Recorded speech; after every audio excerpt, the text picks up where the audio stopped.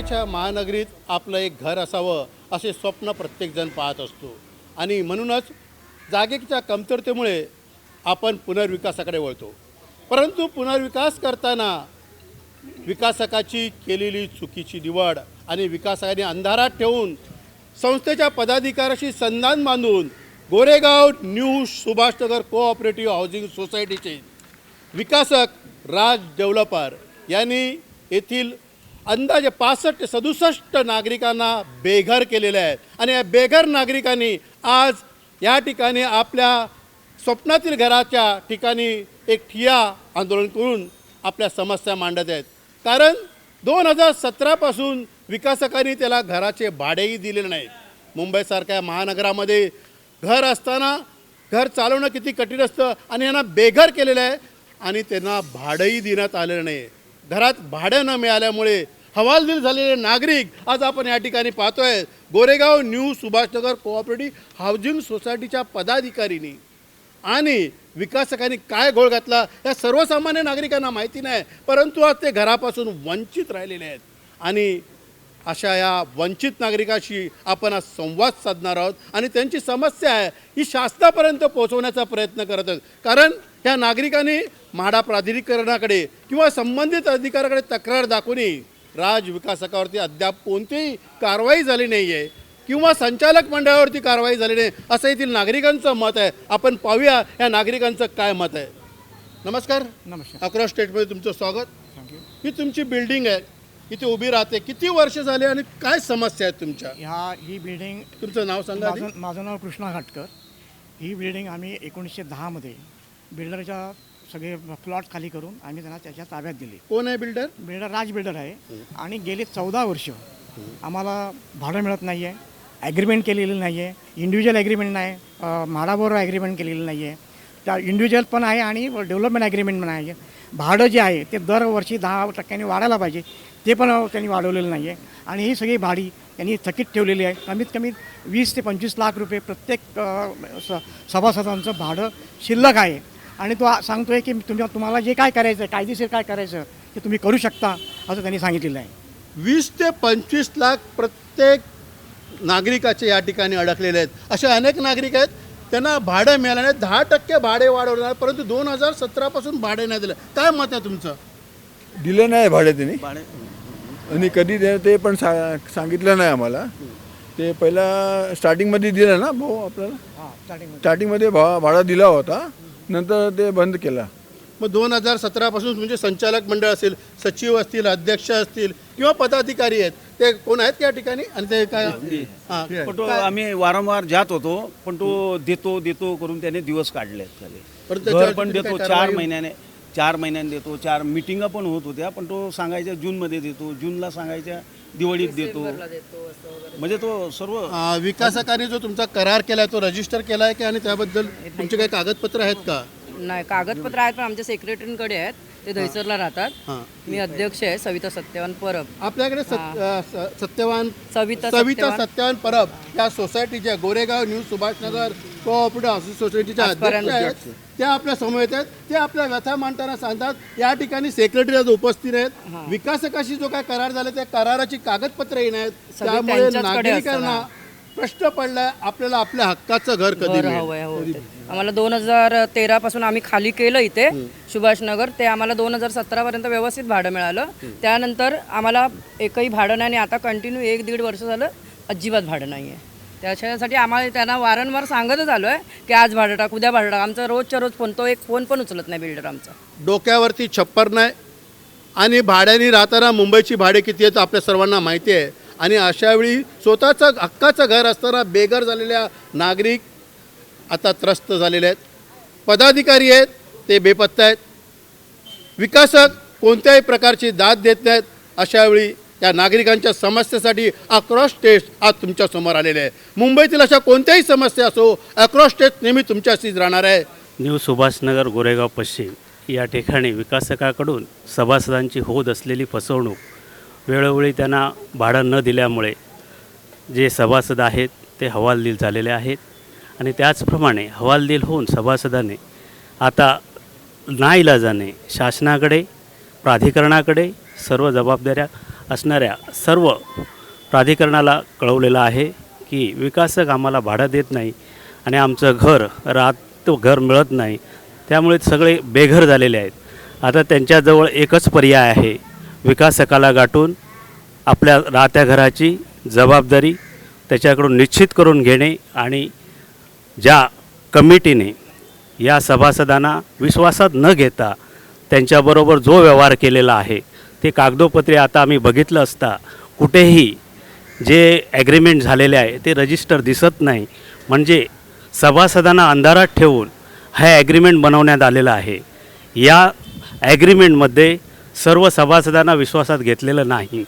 तसंच हे सभासद आज 10 वर्षाने या कमिटीजवळ बोलत आहेत, तरी कमिटीचे मुख्य सभासद जे आहेत ते उपस्थित इथे दिसत नाहीत. सेक्रेटरी अध्यक्ष आहेत, ते बोलत आहेत की आम्हाला याच्यातलं काही माहिती नाही.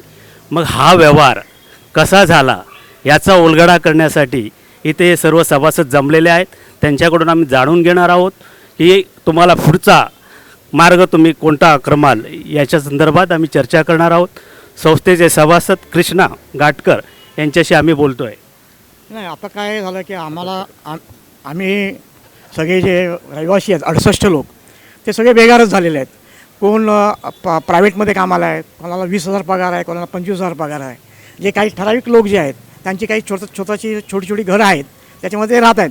परंतु हे भांडीकुंडी करणारे लोक जे आता भाड्यानं राहत आहेत त्यांना त्यांचे जे मालक आहेत, आमची खोल्या खाली करा, आमच्या खोल्या खाली करा, आम्हाला भाडं मिळत ना, तुम्ही आम्हाला भाडं देत नाही, ते आमच्या खोल्या खाली करा, ते आमचा बिल्डर आम्हाला देणार असं करून आम्ही हे 10-14 वर्ष आम्ही असेच राहिलेलो आहेत. आणि आम्ही सर्व पत्रव्यवहार मुख्यमंत्री देवेंद्र फडणवीस, उपमुख्यमंत्री एकनाथ शिंदे, उपमुख्यमंत्री सुनीत्रा पवार ह्यांना दिलेले आहेत. त्याप्रमाणे हे आपले विकासक नाही आपलं हाऊसिंग सेक्रेटरी ते त्यांना दिलेलं आहे. त्यानंतर विहार बोडकेला दिलेलं आहे. मंदार त्याच्यानंतर मिलिंद बोरीकरांना दिलेलं आहे. त्याच्यानंतर जयस्वालला दिलं. सगळ्या लोकांना दिलं. आणि DCP ACP commissioner police commissioner यांच्यापासून आम्ही सगळ्यांना दिलेलं आहे. ह्याच्यातून काहीतरी आम्हाला मार्ग निघेल आणि आमची लवकरात लवकर घरं मिळतील असंही करतो आहे. तरी पण ही जी नवीन सेलची बिल्डिंग बांधलेली आहे 20, 21, 22 मजले हे अनऑथोराइज आहेत. त्याच्यामध्ये त्यांनी कोणाला अलॉट केलेले प्लॉट आहेत ते म्हणतात की आमच्या डोक्यावर टांगती तलवार आहे.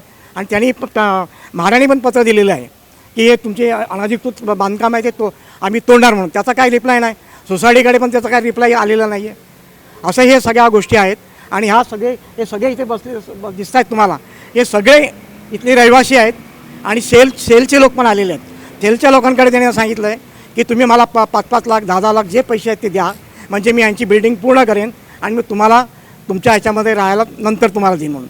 आणि आमची अशी पहिली मागणी आहे की आमचे सगळे डॉक्युमेंट्स रजिस्ट्रेशन झालेले पाहिजे, इंडिव्हिज्युअल झालेलं पाहिजे, डेव्हलपमेंट ॲग्रीमेंट झालेली पाहिजे, म्हाडा सोसायटी आणि म्हाडामध्ये करार झाले त्याची लीज ॲग्रीमेंट पाहिजे. प्रत्येक सभासदाचं भाडं दरवर्षी 10% प्रमाणे वाढ. आणि कॉर्पस पण 4 लाख रुपये काही लोकांना दिलेलं आहे. इथे डॉक्टर रेगे म्हणून आहेत, त्यांना इथे बांधून दिलेले आहेत आणि त्याच्यामध्ये कसली सुखसोयी नाही आहेत. पण त्यांना त्यांचे पण सगळे पैसे देणे बाकी आहे. तो असं सांगतो हे तोडा मग तुम्हाला तिथे पहिल्या मारुती देतो आणि मला तिथे पाईपलाईन घ्यायची आहे. आम्ही त्याला सांगितलं इथून कसली पाईपलाईन घेतो, दुसरीकडनं घे ना. त्यांचं जर पहिलं आम्हाला ह्या सगळ्या ह्याच्यामध्ये OC-BC सगळ्या यायला पाहिजे. आल्यानंतरच आम्ही हे सगळं आमच्या ताब्यात घेऊ. त्याच्यानंतर आमचे भाडं सगळं हे आम्हाला मिळालं पाहिजे अशी आमची सगळ्यांची हे आहे इच्छा आहे आणि मागणी पण आहे. माझं नाव प्राची गणेश आजगावकर. मी सुद्धा इथे रहिवासी आहे. म्हणजे जवळजवळ 15 वर्ष आम्ही भाड्याने राहतो आहे. आणि माझ्या घरी म्हणजे फक्त माझे मिस्टर कमवतात. मला 3 मुली आहेत. त्या 3 मुलींचं शिक्षण, त्यांचं लग्न. आणि आता आम्हाला विचार पडला आहे की घर मालक जिथे आम्ही राहतो ते दरवर्षीची भाडेवाढ करतायत ती आम्ही कशी करायची आणि आमचं घर कसं चालवायचं या सगळ्या विचारांमध्ये आम्ही पडलेलो आहोत. म्हणजे आम्हाला लवकरात लवकर आमचं घर द्यावं अशी आम्ही मागणी करतो. हेलो, मेरा नाम बिपिन अरोरा है. लास्ट 2 मंथ्स पहले मेरे पापा ऑफ हो गए. मैंने राज बिल्डर से पैसे का बहुत निवेदन किया था कि रेंट के लिए, तो उन्होंने नहीं दिया, बोला मैं देता हूँ करके डैडी ऑफ हो गए। फिर भी उन्होंने रेंट नहीं दिया। 2017 से वो सबको ऐसे ही करे, हर साल में दो महीने का देते, 3 महीने का भाड़ा देते नहीं है। और जब मीटिंग होता है तो लोग बोलते हैं कि मीटिंग में बोलने का नहीं, जिनके रूम नहीं है वो बोल नहीं सकते। मी विद्या बंदरकर, मी इथे 20 वर्षापासून रूम घेतलेले आहेत। त्यापासून मला रूम खाली करून घेतलं, पण भाडं मला वेळेवर कधीच मिळालं नाही आहे। माझं आता 2017च्या नंतर मला भाडं मिळालंच नाही आहे। मला 15 लाख रुपये माझं आता त्यांच्याकडे ॲडव्हान्समध्ये भाडं पडलेलं आहे। मला विकासाकडे तक्रार केली का? मी किती वेळा त्यांना तक्रार केली, मग मुलीच्या लग्नासाठी पण पैसे मागितले, तरी एकही रुपया त्यांनी मला दिला नाही आत्तापर्यंत। तर तुम्हाला संस्थेने काय सांगितलं संस्थेला तुमच्या? संस्थेकडे मी मागितलेच नाही, मी बिल्डरकडेच मागितले। बिल्डरने मला देतो म्हणून सांगितले, लग्नपत्रिका मागितली, सर्व काय केलं, पण अजूनही मला 1 रुपया दिला नाही त्या लोकांनी। या बिल्डर काय भाडं नाही टाकत, मी भाडं तरी कसं देणार? या त्याला पण किती वेळा बोलले, बाबा भाडं टाक, माझं कोण नाही आहे, तरी पण काय किती वेळा 4 कॅपा घालते मी महिन्यातून बिल्डरकडे, आज टाकीन उद्या टाकीन असाच बोलत राहतो। राज बिल्डरनी 17 कुणालाही एकही भाडे दिलेलं नाही। पहिले 3 वर्ष त्यांनी वर्षाचे भाडं दिलं, त्याच्यानंतर त्याने भाडं दिलेलं नाही। 17 त्याने आम्हाला रिक्वेस्ट केली की मी महिन्याचं भाडं देतो, पण त्यांनी 1 महिना दिला, त्याच्यानंतर 4 महिने द्यायचं नाही, असं ते थकीत भाडं लोकांचं आता 15 ते 20 लाख रुपये आहे।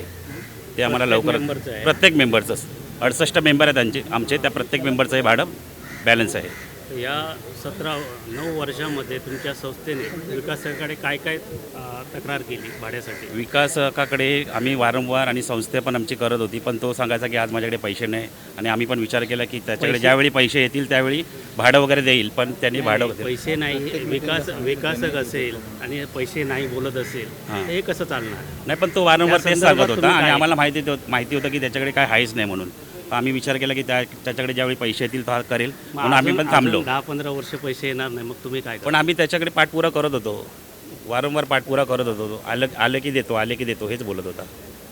आणि आम्हाला ज्यावेळी कळलं त्याचं अंधेरीला कुठे काम चालू आहे, तिकडून त्याला बरेचसे पैसे आले, मग आम्ही त्याच्या मागे लागलो की आता तरी आमचं रेंट दे म्हणून। तरी पण त्याने सांगितलं की आमच्याकडे पैसे नाही आहेत म्हणून। मग आता तुम्ही पुढे काय करायचं? आम्ही आता लिगल गेलो आहे, जसं घाटकर साहेब म्हणाले की आम्ही 17 लोकांना ते पुढे पाठवलं आहे निवेदन वगैरे, तर आम्ही लिगली गेलो आहे। आणि बिल्डरला पण आम्ही आता उद्यापासून इथे बसायला आम्ही देणार नाही। आम्ही कालच त्याला सांगितलं होतं की आजपासून तिथे बसू, उद्यापासून धरणं आंदोलन करणार? हो यस, आणि त्यांना इथे बसायला देणार नाही आम्ही रिक्वेस्ट केली होती काल की तुम्ही इकडे यायचंच नाही, कारण इकडे बसून ते काय करतात आम्हाला माहीत नाही, पण त्यांनी असं आमची शाळा आहे इकडे विद्या विकास मंदिर, ती घेऊन आम्ही सी विंग बनवतो असा त्यांचा काहीतरी प्लॅन चालू आहे। मग प्लॅन दाखवून लोकांकडून पैसे उकळू शकतात, तर आमच्या इकडे असं इलिगली काम होता कामा नये म्हणून आम्ही हे आंदोलन केलं आहे। धन्यवाद।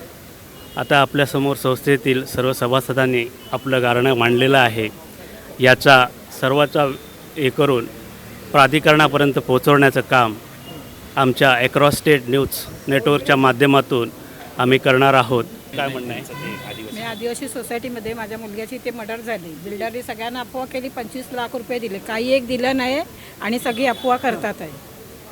आम्हाला आपलं रोज आश्वासन देणार लोकांकडे सगळ्यांकडे सांगतो, कोणाला सांगतो 10 लाख दिले, कोणाला 15 लाख, 25 लाख। मुलाची कधी मर्डर झाली? ही ऑक्टोबरमध्ये झाली, पहिल्या आंघोळी दिवशी 19 तारखेला।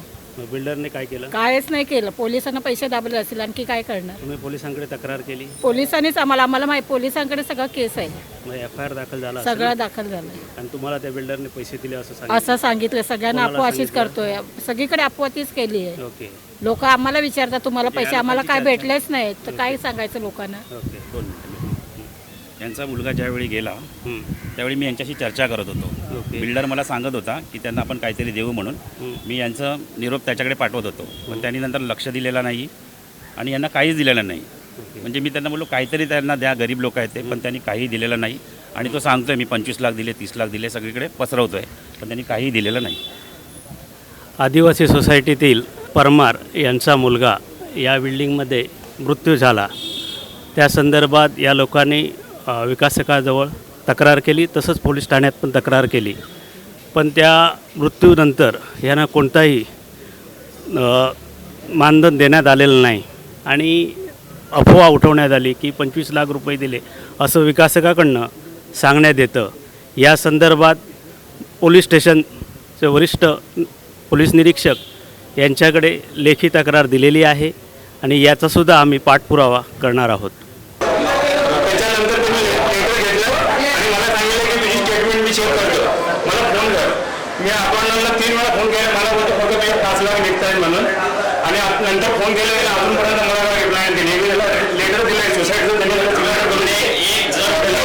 सिलेक्ट करून भाडं चेक करतो. नंतर मला बोलतो फक्त 5 लाख निघतात. मी फोन केला तर फोन उचलायला तयार नाही, रिप्लाय देत नाही अकाउंटला. आणि इथे सिग्नेचर करून त्याने दिला नाही. मला बोललं जरा हात घेतला ॲग्री करतो म्हणून. आता एप्रिलपासून आता जून आला, फोन उचलत नाही. काय करायचं, आम्ही बघायचं असं.